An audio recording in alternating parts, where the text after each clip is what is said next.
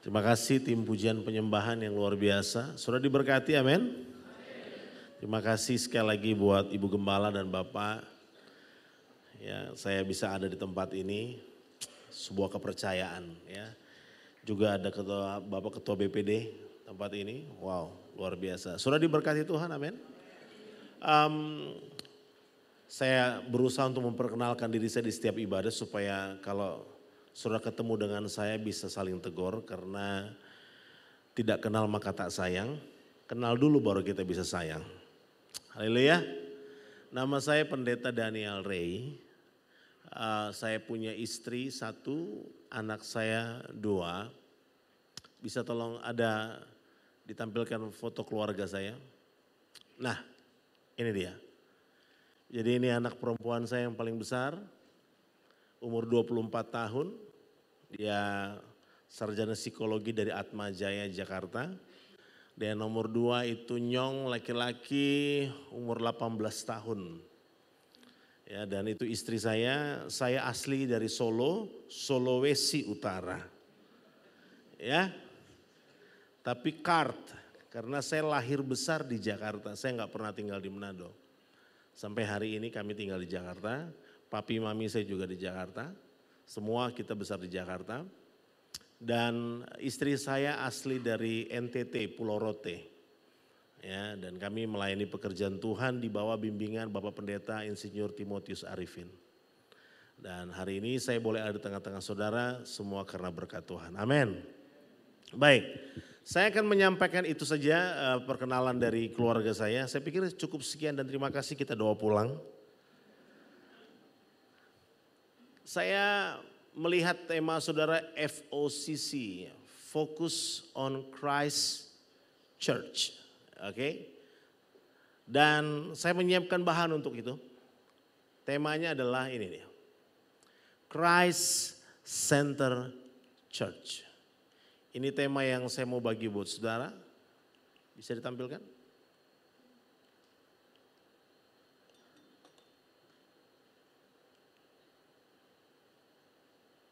Oke, sebentar.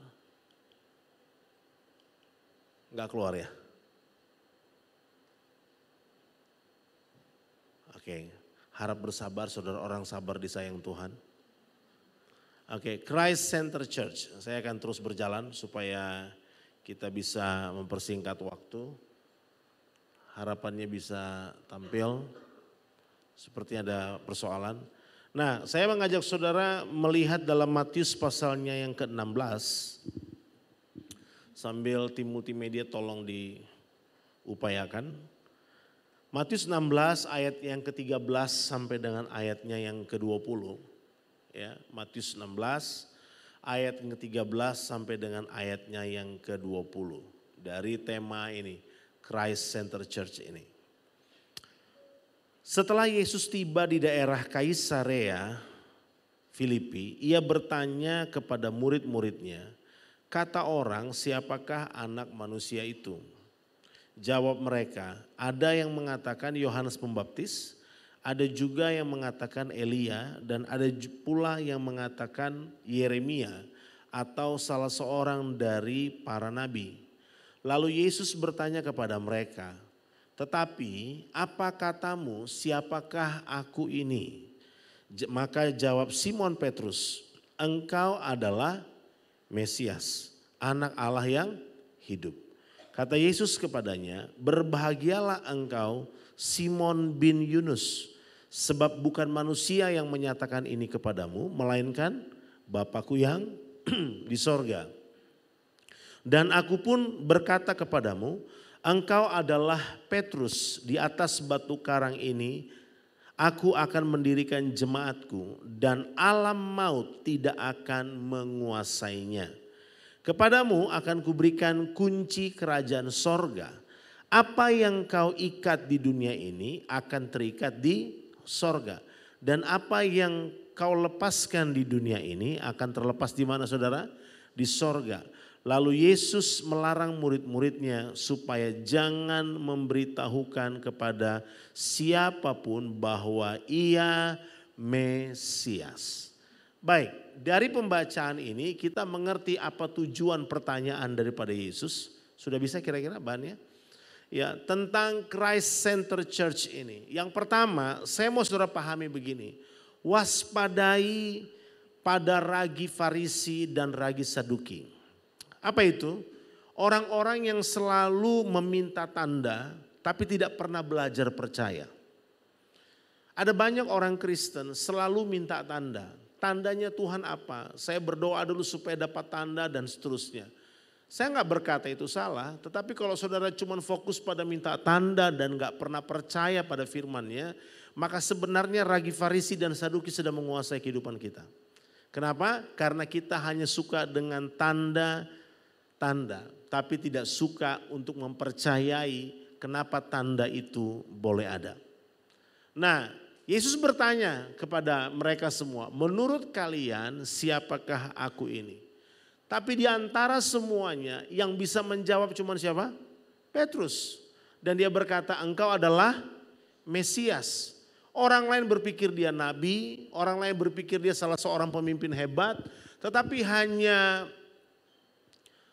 seorang Petrus yang berani berkata, engkau adalah Mesias. Artinya gini, Petrus mengalami pewahyuan masa kini. Dia enggak hidup dengan pewahyuan orang pada umumnya. Dia enggak hidup dengan pengetahuan orang-orang pada waktu sebelumnya. Tapi sebaliknya justru Petrus mengalami pembaharuan pewahyuan. Bagaimana seseorang bisa mengalami pembaharuan pewahyuan? Saudara tahu apa arti pewahyuan? Pewahyuan itu artinya sesuatu yang diwahyukan, sesuatu yang disingkapkan. Yang saya dan saudara nggak akan pernah pahami, tapi Tuhan singkapkan dalam kehidupan kita. Percayakah kita bahwa kita perlu pewahyuan dalam kehidupan kita? Amin. Kita perlu penyingkapan untuk setiap usaha yang kita bangun, untuk pekerjaan yang kita lakukan, bahkan untuk rumah tangga kita, untuk pelayanan, untuk masa depan. Bahkan untuk jodohmu, pasangan hidupmu, kamu butuh pewahyuan. Kamu gak bisa berjalan sembarangan, memilih sembarangan, gak bisa. Saudara butuh penyingkapan ilahi untuk segala sesuatu yang saudara kerjakan. Dan kita yakin bahwa visi dari sebuah gereja tidak muncul tiba-tiba tanpa sebuah pewahyuan. Maka hidup kita harus mengalami pewahyuan. Jadi alamilah pembaharuan pewahyuan. Nah yang ketiga adalah kenapa Yesus bertanya, menurut kalian siapakah aku ini? Sederhana, karena Yesus mau dikenal secara dekat. Katakan amin. Yesus mau dikenal secara dekat. Artinya apa? Ada relationship yang terbangun, ada sebuah hubungan yang terbangun. Ada lagu yang berkata, ku terhubung denganmu. Apalagi? Selalu melekat di hatimu. Tolong gitu. Imanku itulah yang berdaulat atasku. Sekali lagi ngomong. Ku terhubung denganmu. Selalu melekat di hatimu.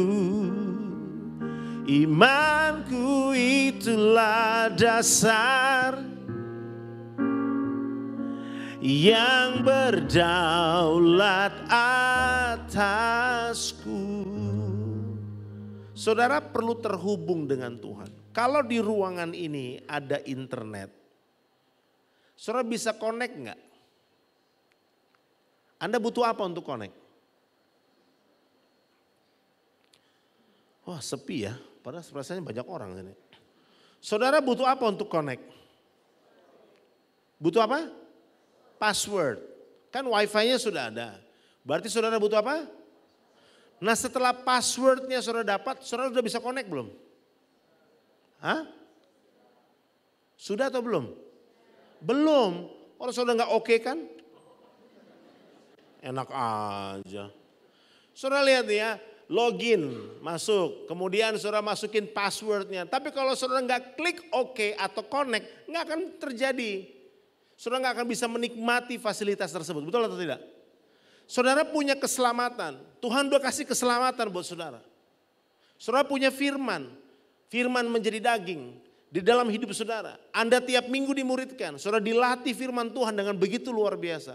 Tapi kalau saudara tidak terkonek, saudara nggak okekan, saudara nggak connect hidup saudara dengan kedaulatan Tuhan, dengan kehendak Tuhan, maka fasilitas firman Tuhan itu nggak akan pernah Anda bisa nikmati.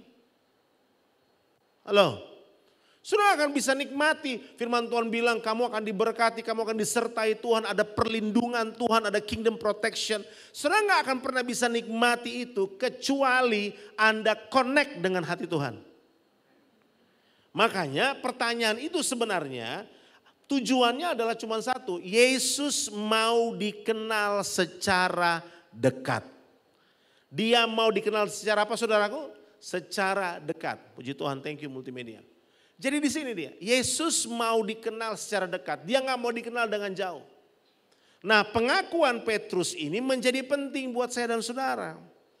Kalimat di atas batu karang ini tidak mengacu pada Petrus. Sayangnya kepercayaan yang lain, Katolik berpikir bahwa pengakuan itu mengaku kepada Petrus. Jadi gereja dibangun di atas santo yang mereka anggap kudus. Tidak. Gereja harus dibangun di atas dasar Kristus. Bukan di atas dasar denominasi. Amin. Makanya tidak ada gereja yang menyelamatkan. Yesus yang menyelamatkan. Tepuk tangan buat Tuhan. Gereja tidak menyelamatkan, denominasi tidak menyelamatkan, tapi orang ribut tentang denominasi hari ini. Yang menyelamatkan cuma satu, namanya siapa? Yesus Kristus Tuhan. Jadi pengakuan Petrus itu bukan tidak mengacu kepada Petrus, tetapi pengacuan itu adalah Petrus, Yesus adalah siapa? Mesias. Yang artinya apa? Dia adalah raja di atas segala raja yang diurapi. Karena Yesus yang menjadi batu karang atau fondasi gereja. Dengan kata lain apa Bapak Ibu Saudara? Kehidupan kekristenan kita tidak akan pernah mengalami pertumbuhan kalau tidak dibangun di atas dasar batu karang yang teguh, yaitu Yesus Tuhan. Jadi kehidupan saudara harus dibangun di atas dasar itu. Nah, pewahyuan ini adalah pewahyuan yang datang dari Allah, bukan dari manusia. Karena upaya membangun gereja datang dari Allah dan bukan dari siapa? Manusia. Saya akan coba jelaskan secara cepat buat saudara. Pintu alam maut, the gates of Hades, tidak akan menguasainya. Apa maksudnya? Di atas batu karang inilah aku akan membangun gerejaku. Gereja di sini bukan denominasi, tapi kumpulan orang percaya. Dan dia katakan apa? Pintu alam maut tidak akan menguasainya. Saya mau cerita buat saudara the gates of Hades ini. Pewahyuan ini atau perkataan Yesus ini berada di Kaisarea Filipi. Tadi kita udah baca kan? Di Kaisarea Filipi, daerah Banias. Daerah tempat di mana pemujaan Dewa Pan. Saudara tahu siapa Dewa Pan ini? Dari Dewa Pan inilah muncul kata panic atau panik. Jadi kata panik itu gak muncul tiba-tiba saudara. Ada sesuatu yang mendasarinya. Jadi ada satu spirit yang menguasai. Kenapa orang menjadi panik? Itu Dewa Pan. Di daerah Banias, Kaisarea Filipi. Siapa Dewa Pan ini? Dewa hutan, dewa simbol keperkasaan laki-laki.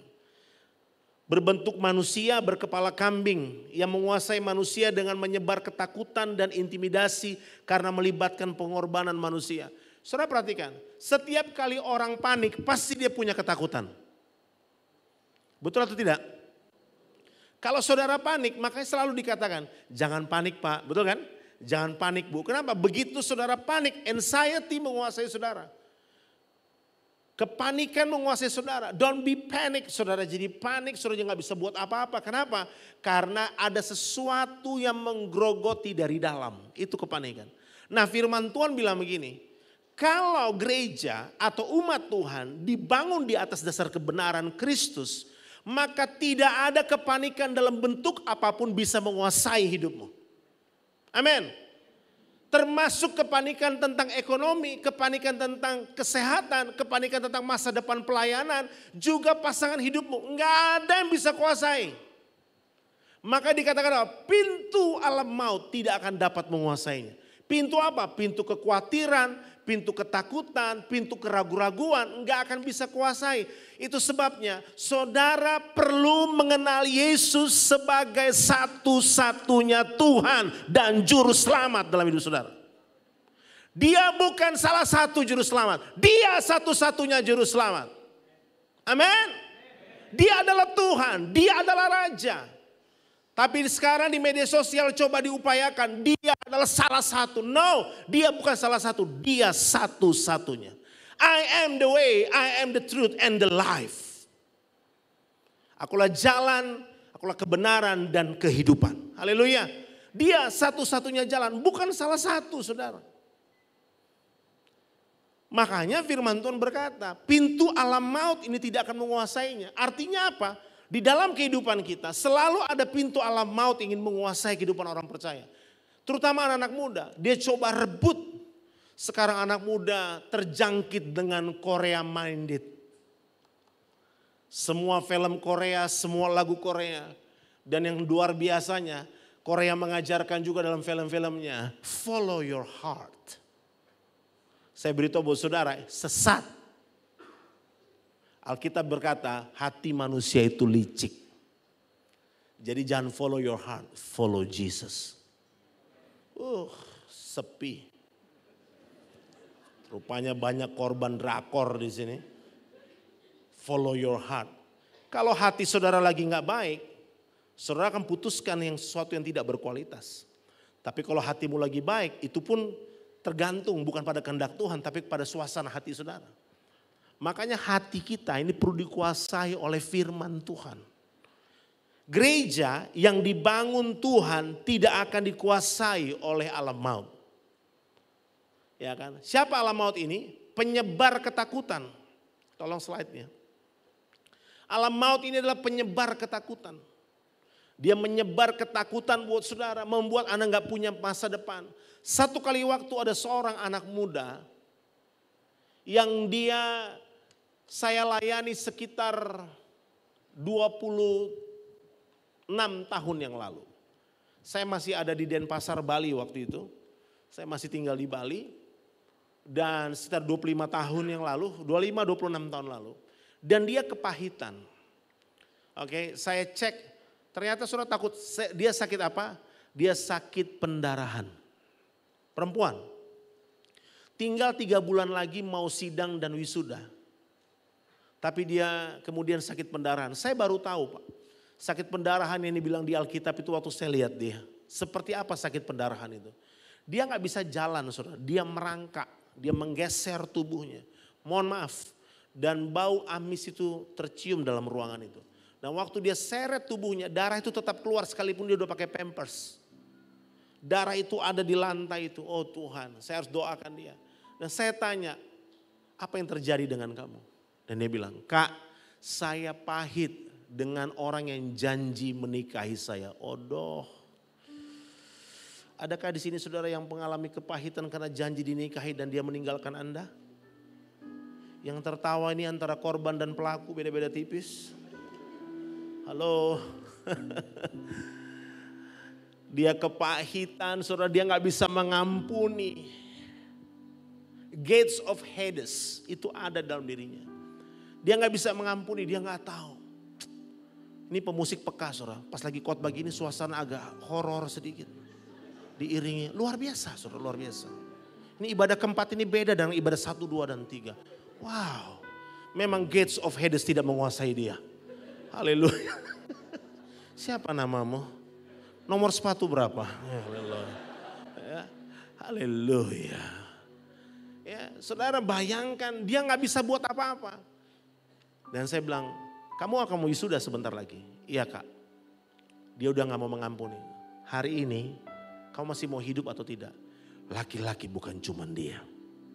dan tidak semua laki-laki. Yang laki-laki katakan amin.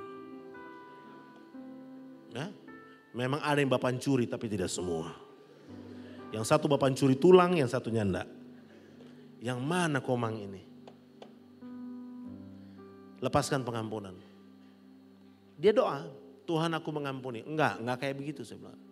Sebut namanya. Kalau ada keserupaan nama ini hanya fiktif belaka. Jangan tersinggung. Nama Hans. Saya tahu mungkin saudara yang dari 25 tahun yang lalu ada di sini. Bertobatlah. Kerajaan Allah sudah dekat. Nama Hans. Hans, di mana ngana?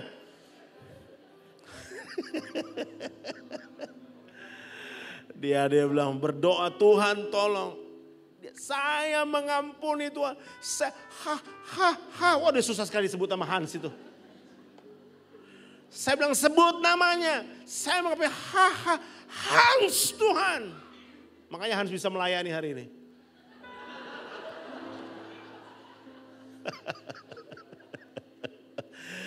Dia lepaskan pengampunan Bapak Ibu Saudara.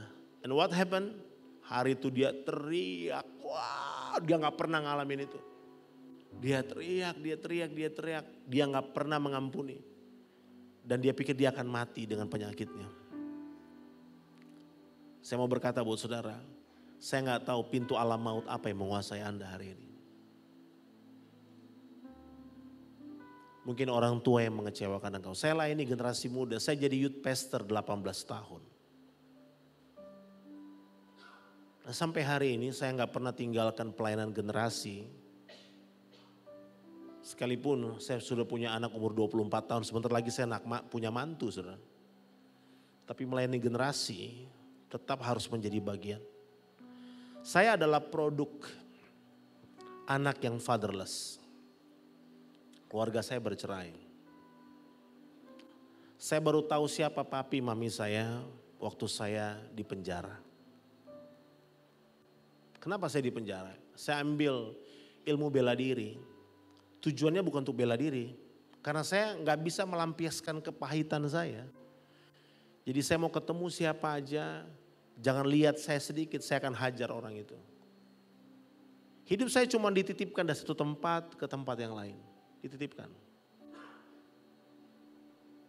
Saya dimanfaatkan oleh banyak orang. Saya besar di jalanan. Saya rasakan tuh narkoba. Sampai kemudian saya di penjara. Dan waktu di penjara tiba-tiba datang 2 orang. Dan mereka bilang, kami adalah papa dan mamamu. Hari itu saya gak tahu harus buat apa. Saya marah, saya pahit, saya gak ngerti. Tapi puji Tuhan, saya bukan cuma ditangkap polisi, saya ditangkap Tuhan juga. Sehingga saya jadi hamba Tuhan. Saya gak pernah mimpi jadi hamba Tuhan, gak pernah mimpi. Saya pengennya jadi artis, saudara. Iya. Karena saya orang musik. Rambut saya gondrong, saya nyanyi di kafe-kafe di Jakarta. Saya mau jadi musisi. Saya gak pernah berpikir bahwa saya akan jadi hamba Tuhan. Tapi kalau Tuhan sudah panggil, Anda gak bisa lari. Amin. Gak bisa lari. Dan saya bersyukur hari ini.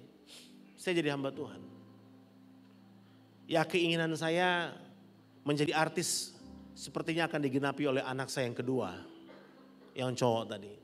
Karena sedang beberapa kali casting dengan beberapa bintang film di Jakarta. Coba berpikir untuk casting ke sana. Dan mudah-mudahan itu terjadi. Tapi saya bilang buat anak-anak saya, kamu mau jadi apa saja, kamu harus melayani Tuhan. Saya punya gates of Hades sendiri. Dan waktu saya putuskan di sekolah Alkitab untuk melepaskan pengampunan, saya mau bilang buat saudara, itu tidak mudah. Tapi hidup saya bukan tergantung orang lain. Amin. Hidupmu bukan tergantung kata youth pastormu, bukan tergantung kata pendetamu. Hidupmu tergantung dirimu sendiri. Kamu yang putuskan. Maka Yesus bertanya, menurut kamu siapakah aku ini? Artinya Yesus mau dikenal secara dekat. Saya masuk sekolah Alkitab, saya masih pakai ganja saudara. Sehingga saya bisa menjawab pertanyaan dosen-dosen saya sambil tersenyum, tapi nggak ada jawaban saya yang betul satupun. Mereka nggak ngerti, mereka pikir kamu selalu penuh sukacita. Saya lagi teler, bukan penuh sukacita. Saya ketawa-ketawa, bukan penuh sukacita karena saya teler, saudara. Tuhan angkat saya, Tuhan pulihkan saya. Hal pertama yang saya lakukan adalah saya layani generasi muda. Ternyata saya tahu kenapa Tuhan kasih saya karunia musik, karunia melayani. Supaya saya bisa melayani dia. Amin. Dan saya gak pernah menyesal hari ini tentang apa yang terjadi di belakang saya. Dan saya gak mau lihat ke belakang. Ketika saya menikah, keputusan cuma satu. Saya mau punya istri yang benar, yang takut akan Tuhan. Dan saya pun harus takut akan Tuhan. Tidak boleh ada perceraian dan perzinahan dalam rumah tangga saya. Kenapa? Kesalahan yang pernah dibuat oleh pendahulu saya gak boleh ulangi dalam keluarga saya. Maka hari ini saya mau bilang buat kalian semua, terutama ada banyak anak muda di sini. Ampuni papa dan mamamu yang mungkin pernah meninggalkan kamu. Ada saudara yang lahir saudara gak tahu papa saudara di mana. Mamamu sudah bercerai dengan papamu. Dan itu tidak ada orang tua yang mau bercerai, saudara. Tidak ada orang tua yang berpikir untuk tidak jadi berkat buat anak-anaknya. Tapi ada sebuah proses kehidupan membuat mereka menjadi sesuatu yang saudara gak bisa pilih apapun itu. Tapi hari ini hidupmu, masa depanmu tergantung kamu. Kamu yang putuskan. Hari ini saya mau bilang, saya bersyukur jadi hamba Tuhan. Haleluya. Profesi yang paling saya nikmati, panggilan yang paling saya nikmati, jadi hamba Tuhan. Jadi hamba Tuhan gak harus jadi pendeta. Tapi jadi hamba Tuhan artinya melayani kehendak Tuhan dimanapun Tuhan taruh hidup saudara. Jadi hari ini saya mau bilang, saya penuh dengan sukacita bukan karena teler, karena hadirat Tuhan. Jadi saudara jangan lihat kalau saya ketawa-ketawa jangan-jangan sama kayak waktu itu, enggak.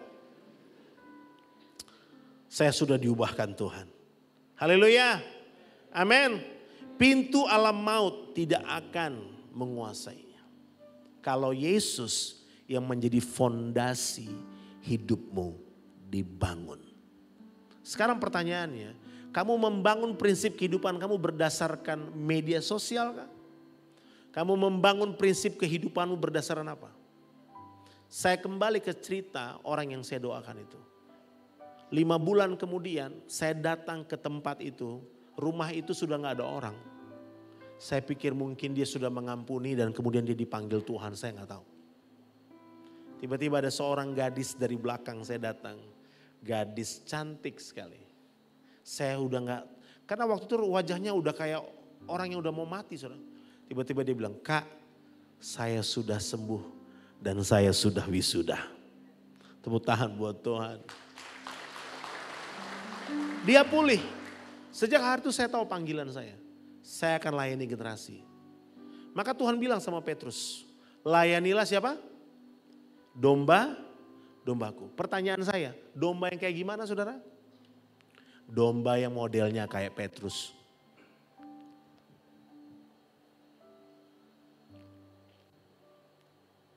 Domba yang kayak siapa? Domba yang modelnya kayak. Jadi kalau hari ini kamu dipercayakan teman-teman yang keras kepala, tegar tengkuk, ingat hidupmu juga kayak begitu.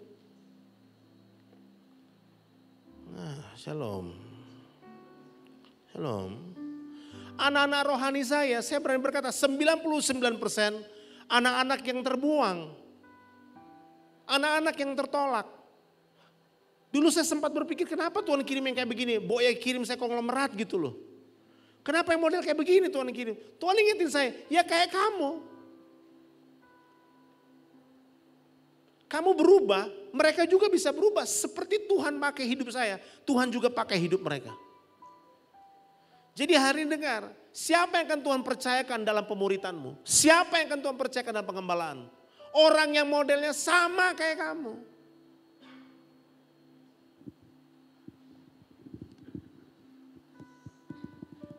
Kayaknya gak setuju nih depan-depannya. Coba renungkan aja. Kalau saudara sudah menang masalah ekonomi, Tuhan kirim orang yang bermasalah ekonomi dengan saudara. Supaya apa? Supaya hidup saudara bisa menjawab kebutuhan dia. Karena saudara pernah lewati persoalan itu. Dan orang-orang itu akan butuh mengalaminya. So the church owned by Jesus. Gereja itu milik Yesus. Amin. Saya mau saudara ngerti ini. Recognition Jesus is a king. Saudara harus tahu, Yesus itu adalah raja. Narasi Alkitab cuma dibangun di atas dasar kerajaan, bukan keselamatan. Keselamatan itu tidak ada duluan baru kerajaan. Kerajaan dulu baru ada keselamatan di dalamnya. Karena Injil itu artinya adalah berita baik. Berita baik apa? Bahwa di lingkungan istana lahir seorang raja yang akan mensejahterakan dan akan menyelamatkan rakyatnya. Siapakah warga kerajaan itu? Katakan saya. Loh, oh haleluya. Siapakah warga kerajaan itu? Katakan saya. Saudara adalah warga kerajaan sorga. Amin. Anda adalah warga kerajaan sorga. Siapa rajanya? Yesus Kristus Tuhan. Jadi narasi Alkitab jelas. Pada mulanya Bereshit, yang artinya dia adalah raja. Keselamatan itu ada dalam konsep kerajaan. Bukan keselamatan dulu baru raja. Saudara pelajari baik-baik firman Tuhan. Bahwa Alkitab yang saudara punya adalah berita Injil kerajaan. Dia jadi raja, menguasai hidup saya dan saudara. Dia memerintah bukan dari luar ke dalam, tapi dari dalam keluar. Makanya firman Tuhan berkata, Christ in you, the hope of glory. Kristus, sayangnya dalam bahasa Indonesia dibilang, Kristus yang di tengah-tengah kamu. No. Pakai kata N di dalam. Jadi Kristus yang ada di dalam kamu adalah pengharapan akan kemuliaan. Pertanyaan saya ada di dalam saudara atau saya ada di tengah-tengah saudara? Jawab, saya ada di tengah-tengah saudara. Kalau saya di tengah-tengah saudara, saya nggak bisa kuasai saudara.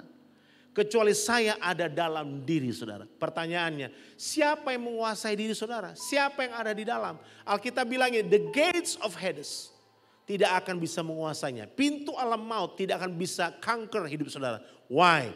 Because Jesus is the center of it all.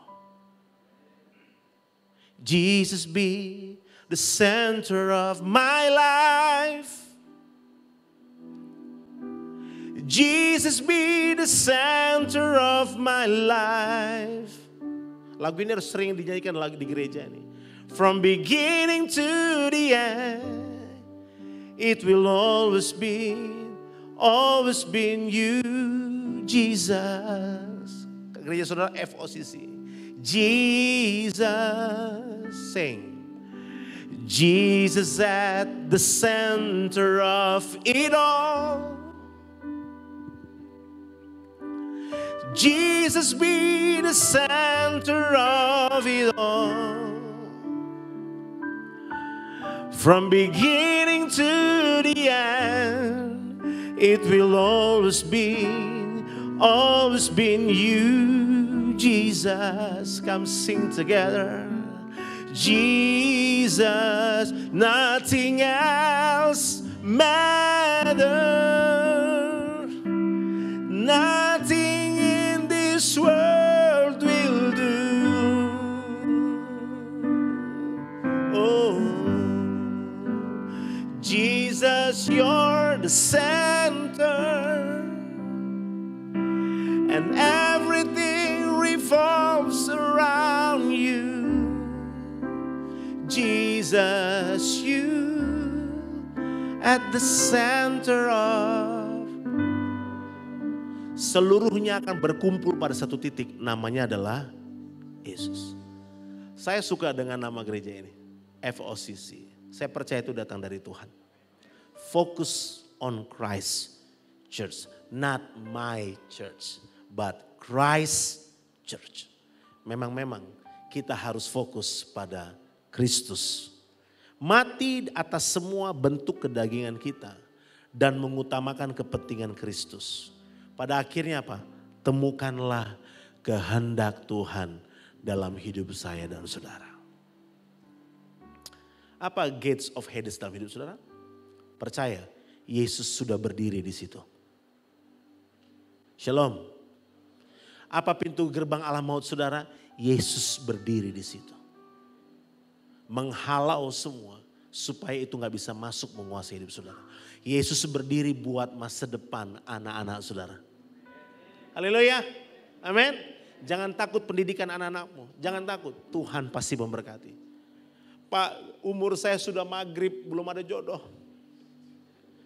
Pintu alam maut Yesus ada di situ. Pintu alam maut jodoh Tuhan. Saudara jangan obral. Di Facebook, di internet. Jangan saudara. Jangan. Tuhan kasih yang terbaik. Banyak anak muda pilih pasangan hidup cuma karena aduh dia baik banget kak. Kenapa? Kemana-mana dibukain pintu. Ya karena memang pekerjaannya doorman. Atau mungkin dia asyir di gereja. Jadi gak usah terlalu terharu saudara. Ya. Laki-laki dengar, kamu punya benih. Benihmu harus benih unggul. Lemes laki-laki di Palu ini. Woi laki-laki. Mamae. Laki-laki dengar baik. Kamu punya benih. Benihmu terus benih unggul. Karena benihnya unggul gak boleh tanam di taman yang sembarangan. Perempuan dengar baik, kamu adalah taman yang subur. Nah, sama aja. Bertobat ngoni. Perempuan dengar baik, kamu adalah taman yang subur. Haleluya. Jadi kalau kamu taman yang subur, jangan izinkan ditanam benih yang gak subur di situ. Kalau saya punya taman, saya akan rawat taman saya. Dan apa saja yang boleh ditanam di taman itu adalah pilihan. Jadi jangan mentang-mentang usiamu sudah hampir maghrib. Saya bukan lagi maghrib pak, saya so midnight.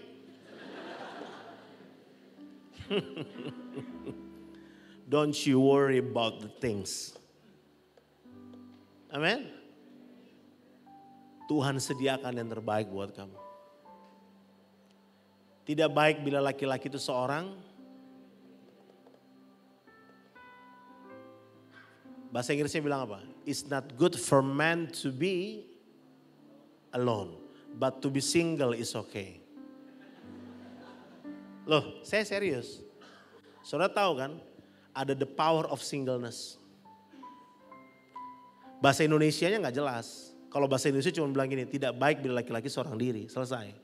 Sayangnya bahasa Indonesia menerjemahkan kata single itu cuman sendirian gak punya pasangan. Salah. Single itu artinya utuh sempurna. Haleluya. Orang bilang kamu gemuk, enggak, saya semok. I am blessed. Haleluya.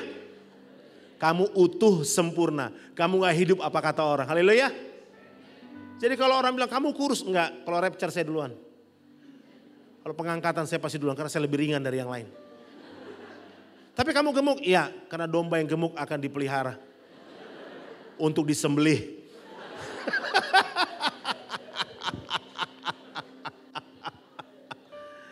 Dengar anak muda, saya udah lama banget gak khotbah sama anak muda, ampun deh. Saya harus bertobat malam hari ini. 18 tahun jadi youth pastor. Saya layani banyak generasi muda. Tapi hari ini saya lihat saudara, jiwa saya bergelora. Dan saya mau bilang buat kalian, jangan salah pilih pasangan hidup. Lebih baik terlambat menikah daripada salah menikah. Halo.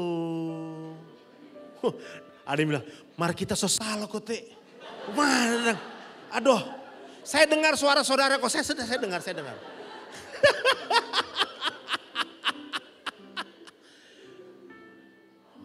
Saudara tidak bisa pilih yang lain. Nah, saudara harus berdoa untuk hal itu. Dan itu derita lo.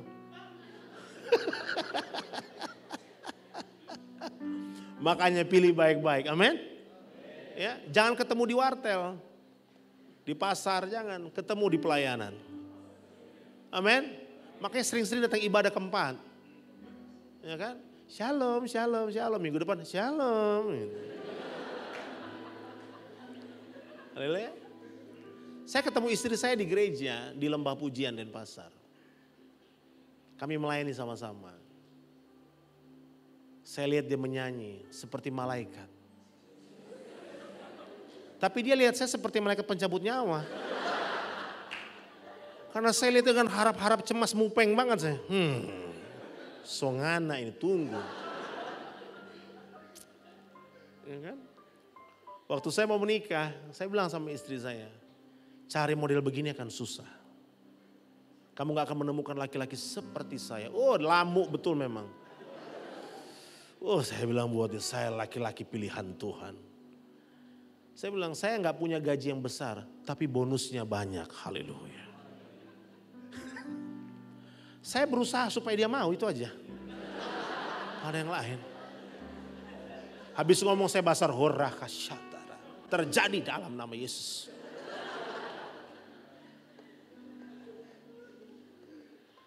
Dan kami menikah. Pak Arifin berkati pernikahan kami. Saya punya 2 anak. Dikasih nama juga sama bapak kami. Dan saya bersyukur buat anak-anak itu. Karena mereka hidup takut akan Tuhan. Dan saya gak perlu khawatir tentang masa depan mereka. Kenapa? Tuhan aja jaga saya. Pasti Tuhan juga jaga mereka. Jadi hari ini anak muda dengar baik. Kamu gak perlu takut tentang masa depanmu. Amin. Karena apa? Pintu alam maut tidak akan menguasainya. Katakan bersama saya 1, 2, 3. Pintu alam maut tidak akan menguasainya. Kenapa? Karena Yesus Kristus Tuhan berdiri sebagai batu karang yang teguh buat Anda dan saya. Dia akan selamatkan hidup saudara. Hidup saudara akan berbeda dari yang lain. Haleluya. Jangan takut tentang pasangan hidup. Tuhan sudah kasih yang terbaik. Dengar, jodoh bukan di tangan Tuhan. No. Jodoh itu Tuhan taruh dalam diri saudara. Saudara yang pilih. Karena ada orang yang cerai berkata, ini bukan dari Tuhan. Kalau dari Tuhan gak mungkin cerai saudara. Tuhan kasih kehendak bebas dalam diri saudara. Tuhan kasih hikmat buat saudara untuk memilih. Jadi, it's not good for man to be alone, but to be single is okay. Apa itu single? Utuh sempurna. Dibilang gemuk gak marah. Semok. Oh, kamu banyak jerawat, memang saya pejabat. Pria jerawat batu. It's okay.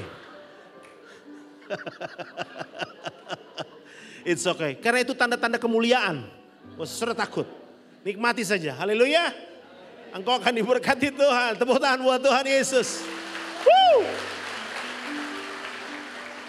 Ya, kamu percaya Tuhan pasti beri yang terbaik dalam hidupmu. Ya.